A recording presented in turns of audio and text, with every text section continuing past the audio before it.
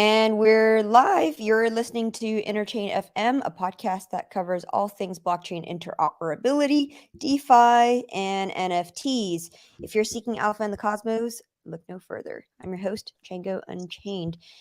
Happy Merge Day, everyone. We're here with Siddarth Patel, and he works on a project called Comdex. Comdex is a Cosmos app chain that we also happen to be validating for. So if you are staking on Comdex,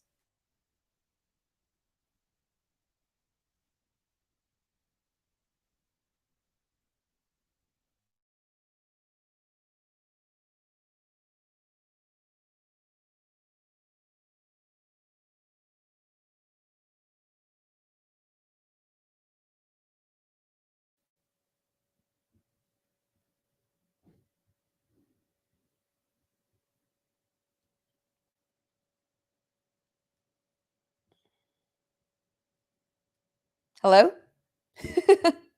Am I back on? Oh no. Yeah, I think you're back on. Yep, you're back. Okay. Where did you lose me? I think you just said you validate on the Comdex chain and it stopped right there. Oh, okay. Well, maybe I wanted people to pay attention to that part particularly. Okay, well, anyway, happy Merge Day and welcome to the show, Siddarth. Thank you. Thank you for having me here. Excited to be here. Okay, can you give us your backstory just so people know where you come from and what it is that you do on the Interchain? Sure. So I'm Siddarth. I'm one of the co-founders of Comdex. Prior to entering crypto and the Interchain, I had a background in traditional finance, working in wealth management and investment banking. Around 2017, 2018 is when I started getting very interested in crypto, and Cosmos caught my eye at the time. So, I've been building Comdex ever since 2018. I've been building in Cosmos, focusing now on delivering a suite of DeFi products for the Cosmos ecosystem, and Comdex to essentially serve as a DeFi infrastructure layer for Cosmos and the Interchain.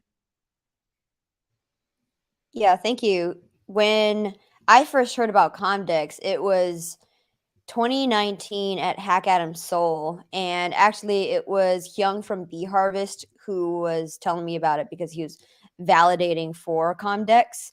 And so I hadn't heard about it before that point. And when he told me that it was basically the largest commodities DEX, I was quite surprised. You guys were doing something like over $10 million worth of volume at that time on what, like, wheat commodities and other things, right? What was the backstory with that? If we could go back to that time. For sure. So, for me, coming from traditional finance, I always sort of looked at crypto and thought about how it can be applied into traditional finance and into, supply chain and the broader kind of use cases there. So that's what kind of drew me towards crypto, but always kind of staying rooted on the traditional finance side of things. And at the time, I was connected to a few folks who, at the time, were very well kind of placed in the commodities ecosystem. So I kind of through them understood what the shortcomings were for the commodities space, for the commodities industry as a whole, and I also kind of got a perception of how large the industry is. I mean, commodities volumes on an annual basis are $17 trillion. So the idea kind of sprung up there, where we should figure out a way to tokenize these commodity assets that exist off chain, bring them on chain, trace their ownership, trace their exchange, and create sort of a more transparent and efficient environment for their exchange. Because when you look at how commodities are being exchanged today off chain, it's a very clunky and slow process. It requires a lot of expenditure on legal verifications, document verifications, relying on banking rails. So the average kind of life cycle of a commodities trade in the real world is upwards of 7 working days. And whereas realistically, it should all be done, within a day on the blockchain, because all the verifications are there. It's there for anyone who's permission to access that to see all the information that's needed. So that's kind of the origin of Comdex as a commodities decentralized exchange. The idea was always to create a blockchain that's able to tokenize these commodity assets and then facilitate their exchange and financing on chain as well. And how did you guys find Cosmos to be the solution at that time? Because the narrative was still very much entrenched in this idea that Ethereum layer one was going to be this monolithic platform for hosting all apps. So you guys were quite early. Yep. I mean, there's two parts to that.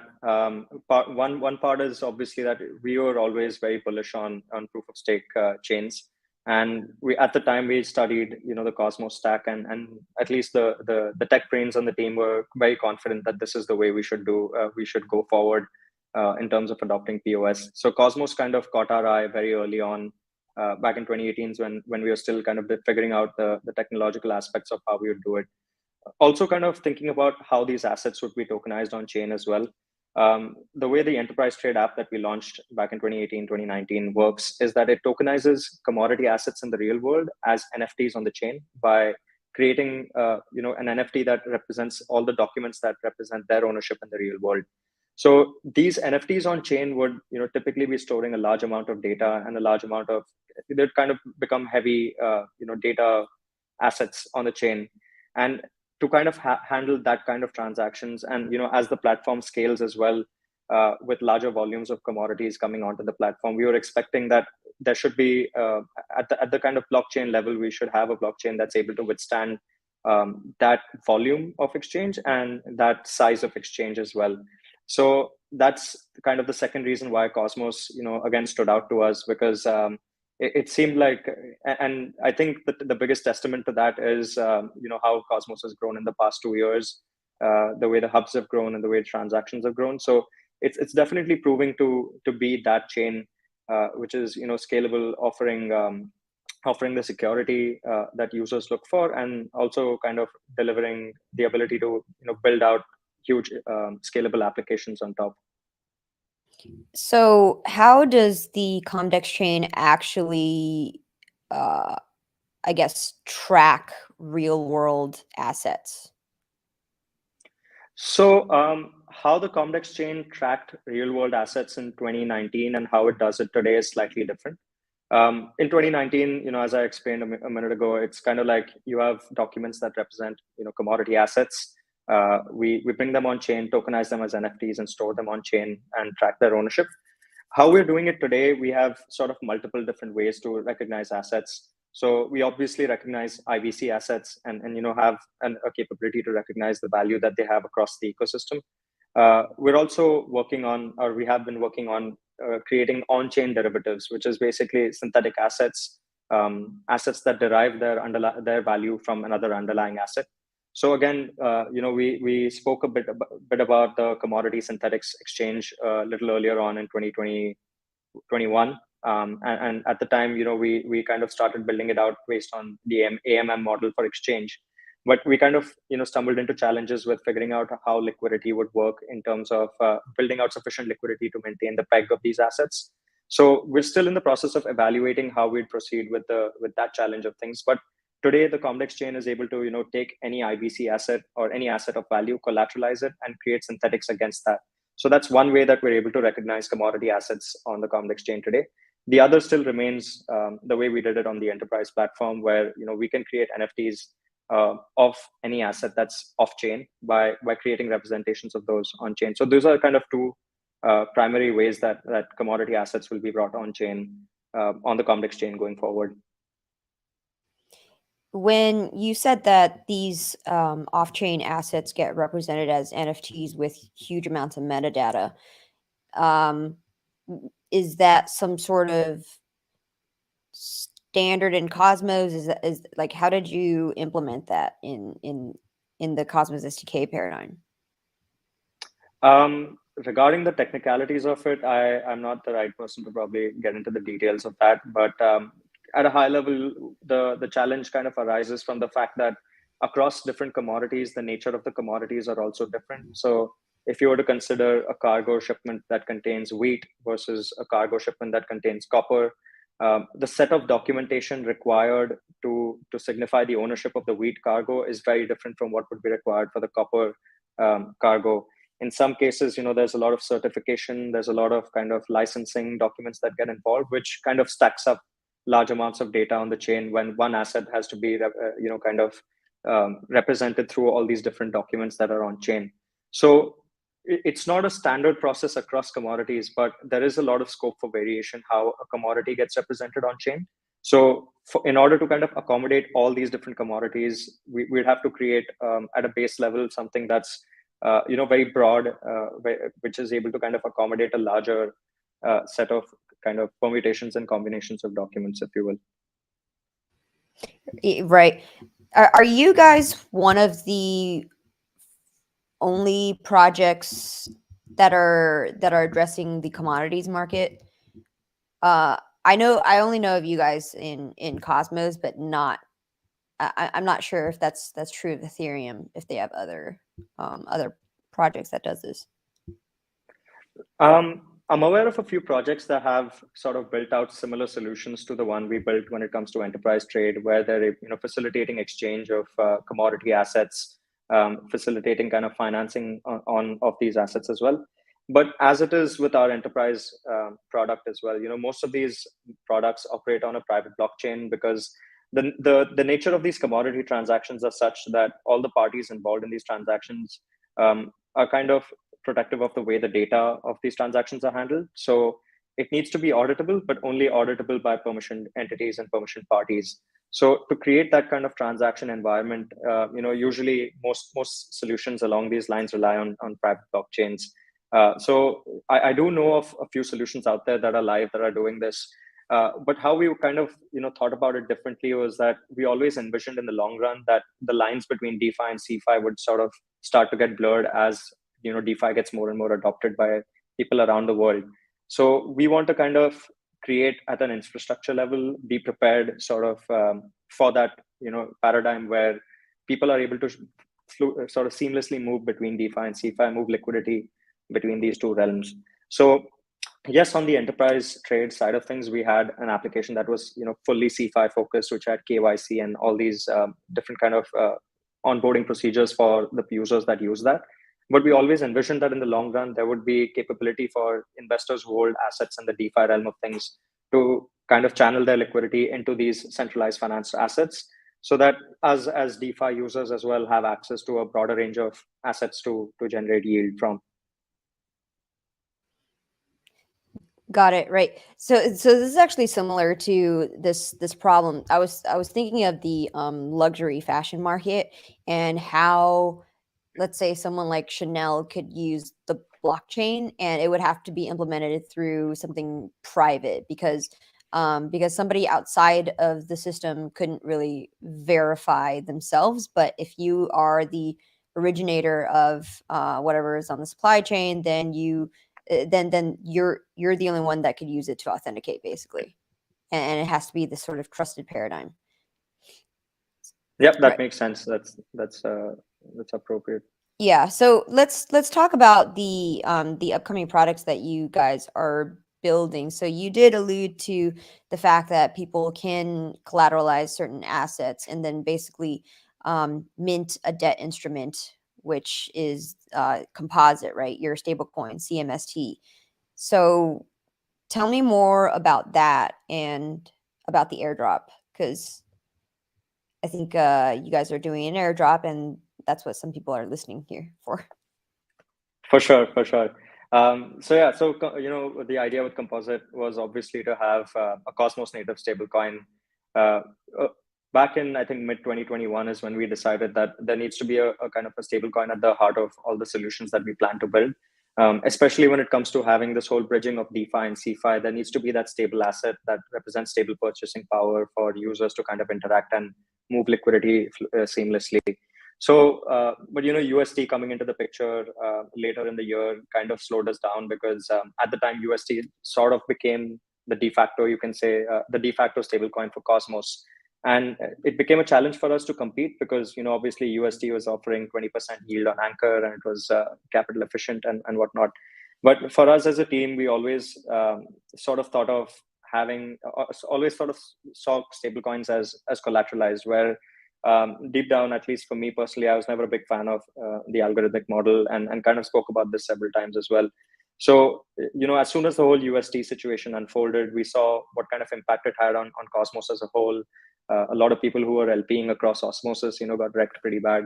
So we realized that now is the perfect time for a stablecoin to come and fill this vacuum. And all the kind of research work we had done until that point um, pointed us in the direction of creating over collateralized stablecoins, similar to what MakerDAO's DAI, DAI looks like in the Ethereum ecosystem. So that's how we kind of arrived at the model for Composite. It's essentially tapping into IBC assets, liquid IBC assets, giving them liquidity by collateralizing them and minting the stablecoin. And again, most assets that we accept as collateral would be over collateralized. So mostly 200% or above for most assets. And for stable assets like other stable coins, it's likely to be lower under 150%, but still higher than 100% to ensure that overall the debt on the protocol always remains solvent. In terms of the airdrop, so as is the case with DAI on MakerDAO, there's the MKR token, which is the governance token for that protocol. We'll have the Harbor token, which is also the governance token for the Composite stablecoin. So the Harbor token plays a very key role in how the protocol functions as a whole, because a large part of how the stablecoin maintains its peg in the long run is a function of monetary policies on the protocol. So monetary policies are typically what's the base interest rate at which someone can the stablecoin, what is the interest rate someone can earn from depositing stablecoin on the protocol, and kind of various fee parameters that come into play when you are minting the stablecoin. So in order to modify these parameters, governance plays a key role, and good governance would lead to value accrual to that token itself, because all the revenue that the protocol earns directly accrues to the Harbor token. So what we've kind of gone further and done is, adopted the VE33 model that Andre Cronje introduced, I think last year, where it's essentially you have the opportunity to lock up your Harbor tokens into voting escrows. And the duration of your lockup, whether it's 1 year, 2 years, or 4 years, is directly proportional to how much voting power you have on the protocol. So, someone locking up an amount of Harbor token for 1 year would have less voting power than someone locking up the same amount of Harbor token for a longer period of time. And encourage everyone to check out the VE33 model that Andre Cronje has developed. I think it's a very well thought out model and kind of very exhaustive in how it approaches these problems. So our approach also is to focus on governance in that sense, encourage governance. So we will be doing, I think last week we announced that there will be an airdrop to CMDX, Atom, and Osmo holders and stakers. Today, earlier on, we had a Twitter space where I also announced that CMDX LPs for pools 600 and 601 on Osmosis would be getting the airdrop. I am excited to talk about a bit more about the airdrop on this channel right now, but I think I want to save that for the end so that there's still more information that people pick up along the way. And then we'll definitely come back to the airdrop, and I'd love to announce, let's say, the next 3 communities that we'd be dropping the token to. So what are the assets currently whitelisted that can be collateralized in order to borrow CMST? So as of now, CMST is on testnet, Harbor Protocol is on testnet. But when it does go live on mainnet, we'll launch with Atom and Osmo as collateral assets that will be whitelisted. We'll also have other stablecoins that people will be able to use to collateralize and mint CMST. So can be Axelar USDC, Axelar DAI, Gravity USDC, Gravity DAI, and so on. Also, other stablecoins that are being built in the ecosystem will also be used as collateral there. For onboarding more and more Cosmos assets and even multi-chain assets as collateral, the process would typically just be a matter of getting a governance proposal out there, figuring out exactly the right kind of risk metrics for these assets, and then get them onboarded. So the plan is to gradually phase more and more IBC assets in, starting with the highly liquid assets first, and then through kind of governance onboard more and more assets till we have a large set of IBC assets that are used for collateral. Okay, got it. So I want to ask a more theoretical question, which is, why is it that you guys went with a 2x over collateralized model? Why do you think that over collateralization versus high capital efficiency in that ratio is optimal in your eyes? Because I mean, I do have a theory about how stablecoins may progress in the future, right? And obviously, now that UST is out of the picture, there's many projects coming in with their various experiments. None of them which are algo stables. So why did you guys go with this model? So a large part of how we arrived at the over collateralization factor, we took inspiration from, again, the work done by the folks at Delphi for Mars protocol, because I think they have built a very substantial risk assessment model on their protocol. So through that, we kind of got an understanding of how risk for any collateral asset should be assessed. And the key parameter to assessing the risk for any collateral asset, I think, becomes liquidity. Because for any asset, when it's got sufficiently deep liquidity in the markets out there, it's likely to have low slippage, which means volatility for such assets is also lower. And at the same time, if these assets are don't have sufficient depth of liquidity in markets, then they're likely to have higher slippage and more volatility. So looking at any kind of asset that gets onboarded as a collateral, we first kind of study what the liquidity of this asset looks like across all markets. Highly liquid assets get lower collateralization ratios, and not less liquid assets get higher collateralization ratios. So in terms of looking at IBC assets, we saw a large part of them fall into the over 200% category. There are a few. I think Atom is under 200%. I think Osmo would also be under 200%, but a large majority of them would be above 200% in collateralization. And that, again, just becomes a function of liquidity in the markets out there, because at any point, we also have debt ceilings built into the protocol, which is basically a limit on the amount of CMST that can be minted against a single collateral type. So this is basically, again, just to create a limit on how much Atom gets deposited as collateral on the protocol. Because if you kind of concentrate your exposure to a single collateral type, then volatility in that market would severely impact the protocol. And what the debt ceiling also does is that if, let's say, there is large volatility or a large dip in any of the markets for the collaterals, when the protocol starts liquidating that collateral, we don't want the protocol's liquidations to have a further cascading effect on the price of that asset in the markets. So by creating these debt ceilings, we're also limiting the impact of protocol liquidations on the market conditions of those assets. So it's kind of these two factors that play a large role. One is the factor of over collateralization, and the second is the debt ceiling for any collateral asset type. I wonder if there's any room for these protocols to kind of dynamically shift the collateralization ratio. I guess that's what governance is for, but I wonder if there's any way for future protocols to basically understand like what's going on in the macro market to assess whether or not price stability is either very volatile or actually rather flatline and having sideways action, right? Because most of the time in a bull market, things are going up only, but then there's only a short window of time when it's like very volatile and things fall precipitously. And then once you're in this long 6 to 18 month bear market, it's basically like a sideways bleed, and therefore it's not actually that volatile. And so you could change the collateralization ratio to something much lower if prices aren't changing by like 2x, for example. But anyway, I guess Definitely. that's what before, yeah. Yeah, I mean, I've thought about this too, because governance is definitely there for being able to adjust these parameters, but it's probably not as smooth as having something algorithmic that's figuring out on a real-time basis what the condition of the protocol is and adjusting it on the go. At present, I believe the answer lies somewhere in between, where there has to be probably an aspect of number crunching to figure out what the exact collateralization ratio for an asset should be, and also a factor of probably having community governance to accept that new collateralization ratio.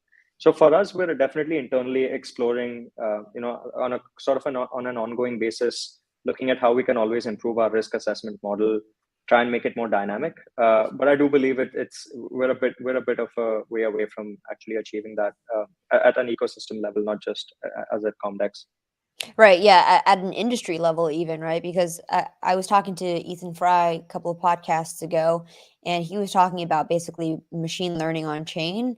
And, once we have AI basically running through all of these blockchains, that's kind of when we're going to be able to have this um, macro world aware chain state, basically. But at that point, everything that's going to be transacting on chain is going to be an AI anyway. And in order to win in that game, you're going to have to build your own AI or a bot or something, basically. So fun times. So okay, all we've been talking about so far has basically been Commodity, right? Your lending and borrowing app, and Harbor is your yield vaults. Basically, that's like Yearn, right? Okay, and right.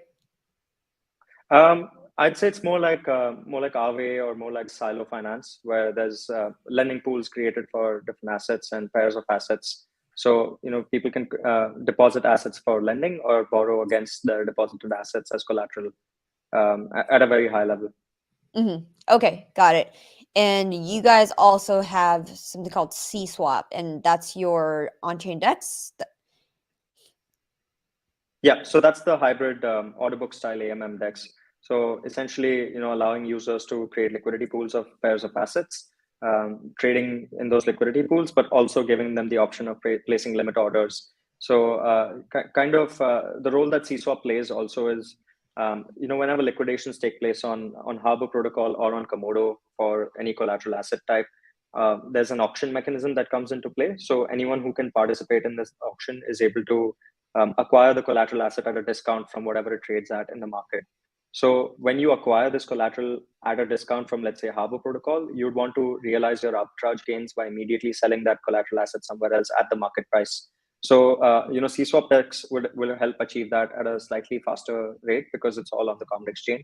So someone who participates on auctions in Harbor or Commodity, would be getting these assets at a discount and kind of quickly able to liquidate them on the DEX as well to realize arbitrage gains.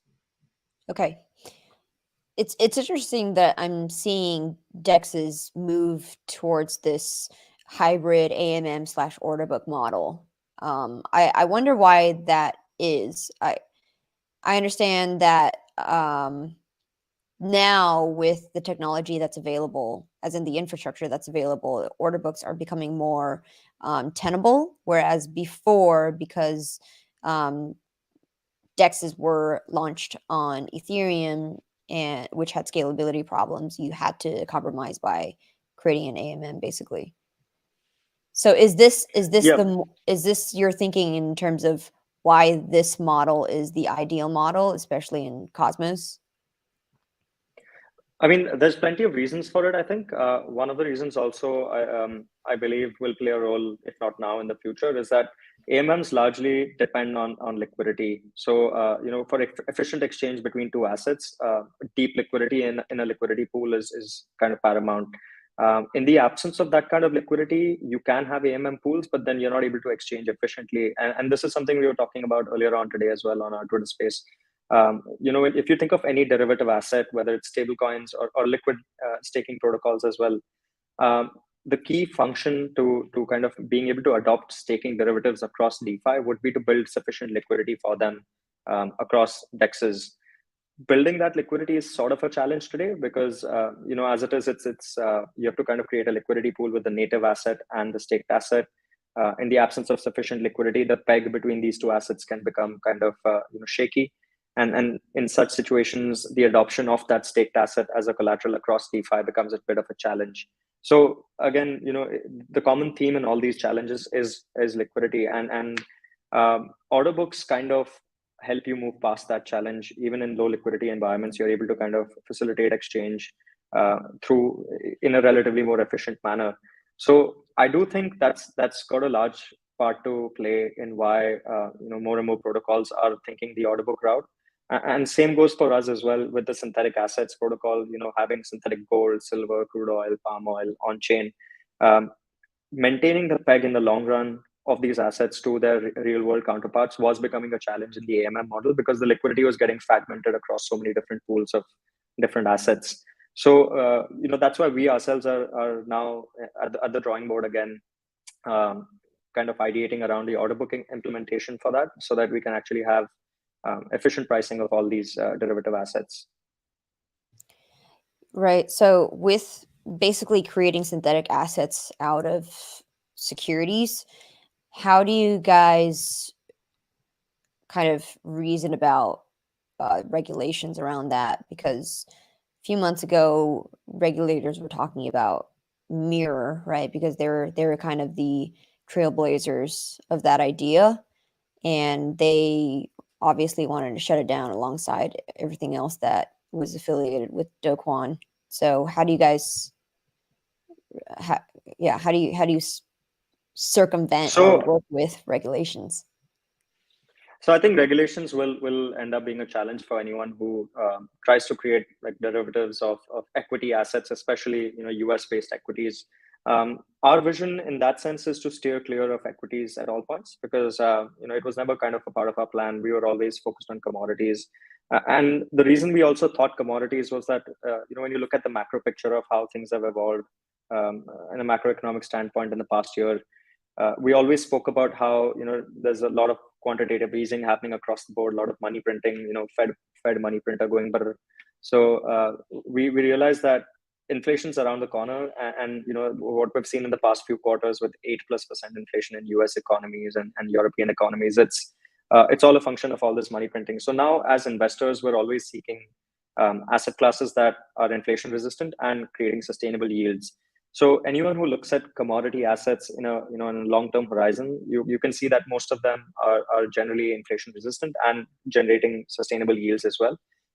Largely because commodities are assets of inherent value and they're tangible assets. So no matter what the macro situation looks like around the world, the utility for certain commodities will always be there, and that's kind of what drives a lot of the fundamental value that commodities derive. So we wanted to kind of create an opportunity for users to be able to take exposure to such commodity prices and do that all on chain. In terms of the regulatory side of things, I know there's a few projects out there that do gold on chain. So there are ways to achieve certain commodities on chain already today. But for the large part, we never thought of individual commodities, or our long-term plan was not to limit ourselves to an individual commodity or individual sets of commodities, but probably also evolve into baskets of commodities and hybrid baskets of commodities and crypto assets as well. So someone could be investing, let's say, in a derivative that is 50% forex, 50% commodities, or maybe 30% forex, 30% commodities, 30% crypto. So it's kind of spreading out your exposure across asset classes, even into off-chain assets, but still doing that all on chain. Yeah. So with commodities, I think if you're trending towards what's available in CeFi, then you're going to have ETFs of commodities, right? But what would be the model that you're following there? Are you going to want to create a basket of assets that largely mirror the same baskets of assets in ETFs, like present in CeFi ETFs? And if so, is there going to be arbitrage opportunity between those and the real ones? And then do you anticipate traders to actually come in and arb those? Are they going to have some reach parity with the traditional finance equivalents, or are they just going to be completely novel baskets of assets? What's the thinking around that? Frankly, I would say we haven't gotten that far in our thought process yet, because we're still figuring out the pricing part of the assets. So until we kind of overcome the pricing, we won't be able to address how we kind of arrive at these baskets of assets. There are two sort of in kind of two thought processes that we've gone into, but not really explored at depth. One could be to obviously pick up existing ETFs and try to replicate those on chain. The second would be to have some sort of community governed model where community kind of votes on the composition of a basket of these commodities or forex or whatever they are, and then as and when that particular composition is voted on by the community, then we're able to create on-chain derivatives for those. So again, not really gotten down the depths of either of these paths, because we're still kind of at an N-1 step of figuring out the pricing. But I think as soon as we overcome pricing, we want to launch with at least a core set of commodities, let them kind of pick up some traction and liquidity, and then diversify eventually into baskets or indices of commodities as well, rather than just individual commodities. In the CFI world, do you know how they arrive at creating certain baskets, or is it the banks that decide that? As far as I'm aware, there's multiple models to that. A large part of it is also done by asset management firms, which have fund managers and committees who kind of manage funds, and they typically have their own set of models and metrics that they use to assess different markets and arrive at those models. Wouldn't claim to know exactly how it's done, to be honest. Right. I mean, when one looks at ETFs, you see like JP Morgan Chase or Goldman Sachs creating those baskets, and it's basically the DAO of Goldman Sachs rather than an on-chain DAO. Okay. All right. So, yeah, out of this entire suite of products, am I understanding it correctly that the Comdex team builds these? Like it's all you guys? Yeah. Yeah. So as of now, Harbor Protocol, Commodity, and cSwap is built by the Comdex team. The Synthetics app, which is cAsset, will also be built by the team. The long-term plan is that these apps sort of serve as the fundamental sort of foundations of DeFi for Cosmos. So, Harbor Protocol becomes the stablecoin issuance hub. The cSwap is a DEX where, users can create liquidity pools, exchange, and perform liquidations or realize gains from liquidations there. And then Commodity becomes the decentralized money markets for the Interchain. But kind of as we go forward, the plan would be to let users kind of devise strategies themselves to utilize these products, in tandem, and then probably build solutions on top of those as well. At a chain level, all these applications, you utilize certain modules on the chain. So all those modules are also currently open source. So anyone who wants to build utilizing those individual modules is also able to do that today using the Comdex chain. So for collateralizing, for auctions, for liquidations, for tokenizing assets, for even creating liquidity pools. I think that there's plenty more that I'm missing out on right now. But we've kind of at a chain level built it out in a modular structure where each module performs an individual transaction type in the realm of finance or decentralized finance. And anyone who wants to build is able to just kind of plug and play these modules, replicate those replicate those transaction structures, and then create any kind of dApp which deals with DeFi. With the apps that we built, the idea is for them to serve as a foundation layer, but we already have 12.5% of the CMDX token economics, the allocation allocated towards incentivizing builders who want to build using the Comdex chain. So that kind of already exists. We have spoken to a couple of teams that have proposed a few solutions to us. Nothing yet finalized on that front, but as things get finalized, the community will definitely hear about that through proposals on chain. Okay. And before we talk about the airdrop, let's address there's an elephant in the room. We got to address it. Okay, Osmosis Prop 317. What happened there? This user called Rarma accused Comdex Foundation of wash trading, and I believe your response was that it's not wash trading. You guys are doing market making, right? Can you just give the backstory about that, or your side of the story? Yeah. So last year when we had the DevNet live and we were kind of closing in on mainnet for the DevNet app as well, we'd begun conversations with a few exchanges to think about listing the token, and also get involved in market making on the app itself. So we had a few conversations across a few market makers, and we were involved with one particular market maker who was helping us out with CMDX, and was supposed to help us out with future releases as well, like CMST and Harper. So at that point, we kind of only were trading on Osmosis. So we had handed over a large part of the token and liquidity management in their hands. And as soon as it was pointed out by the community, we immediately sort of took notice, halted that, ended the transaction, and the contract with them. And since then, we've kind of now halted all of that and then figuring out the right way to proceed in terms of managing CMDX liquidity. Right. As I understand it, that's how most major market makers work, which is you get them bootstrapped with the liquidity that they need up to a certain amount, and then they do whatever it is that they do. So yeah, that could happen. So, all right. Let's talk about the details of the airdrop, and then we want to go towards housekeeping, like announcements and stuff. Yeah. So yeah, I think now we can talk about the airdrop as well. So yeah, just to confirm, Atom, Osmo, and CMDX will be getting part of the Harbor airdrop. And just to clarify, is it a holder or a staker? Both. The exact mechanics of how that will be calculated will be published in a blog, along with the details of how that's arrived at. We will be also focusing on folks who have participated in governance in the past, because as I mentioned earlier, governance will play a key role in how Harbor Protocol is run. So in that sense, we want to focus on folks who have been actively participating in governance on all protocols.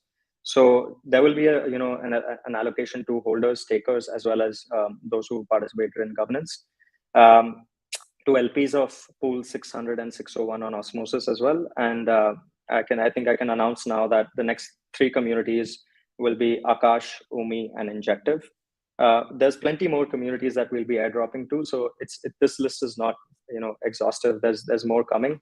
But as of now, I can confirm that in addition to Comdex, Osmo, and Atom, Umee, Akash, and Injective will also be receiving the airdrop. And this is the first time it's ever been announced. So anyone who's got this now has got alpha.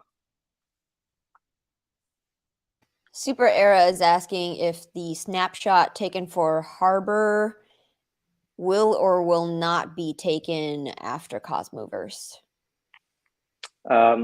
I can neither confirm, neither deny if the snapshot has been taken as of now. But I mean, it will kind of defeat the purpose as well if I spoke about it. So we'll, as soon as all these details are finalized, they'll be published in a blog or a tweet.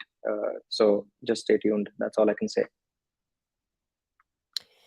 So once people who've received the airdrop get it, what are they able to do with it? So as I understand, you could at minimum deposit it into a yield-bearing strategy on Harbor and either collateralize it or no?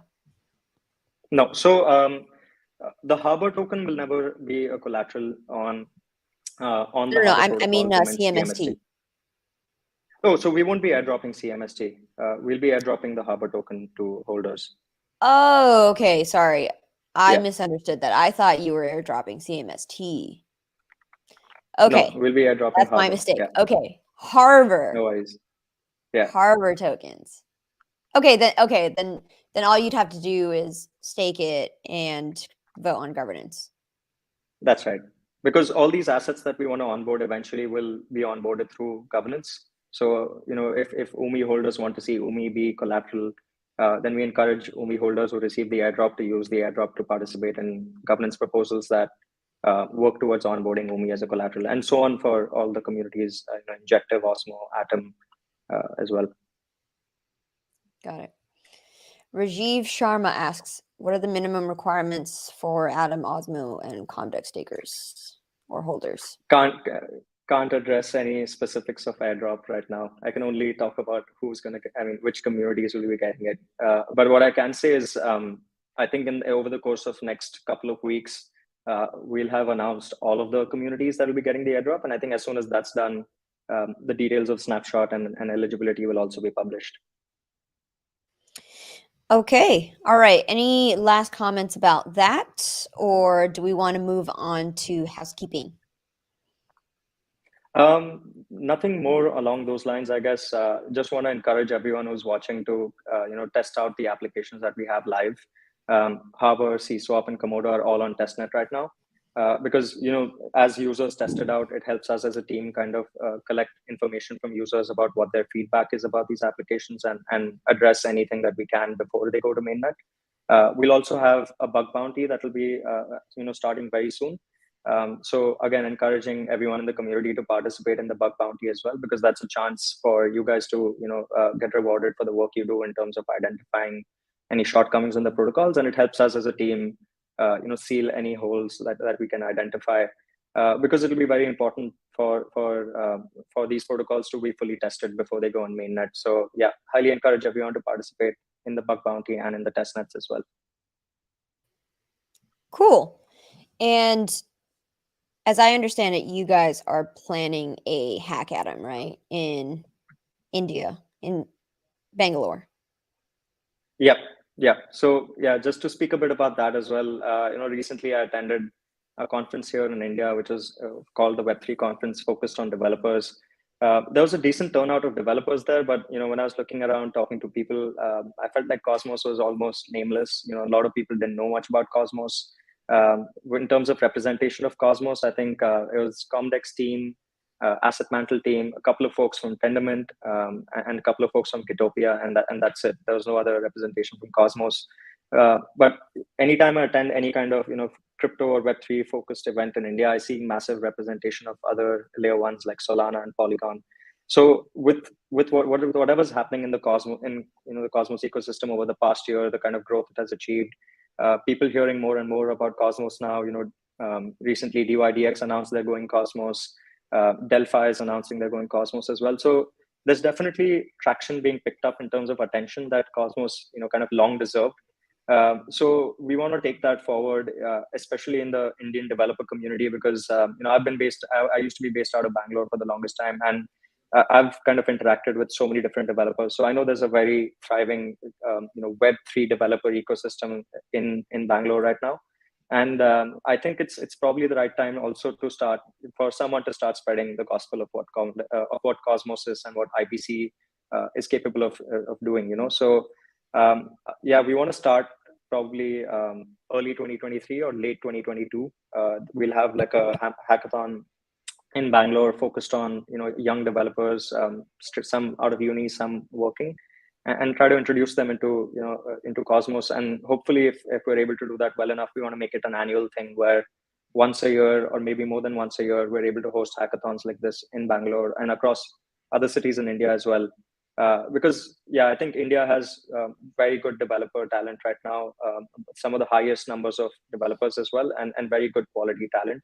So would be amazing to make that happen. Especially if you look at certain, I was just thinking about this the other day as well, where someone like a project like Agoric would especially benefit from, this kind of event, because the largest community of Java developers is in Bangalore, I think, in the world. So it'd be great for someone like Agoric to tap into that.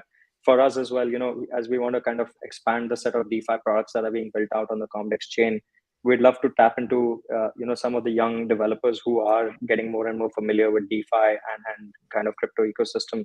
So yeah, the timing feels right, and that's why we started off by planning this out. So there'll definitely be more details coming out about this in the coming weeks, and we'll start opening up registrations also in a month or so, so that at least early registrations can begin, and we'll have more details to share about that as well. So will it be an in-person one or an online one?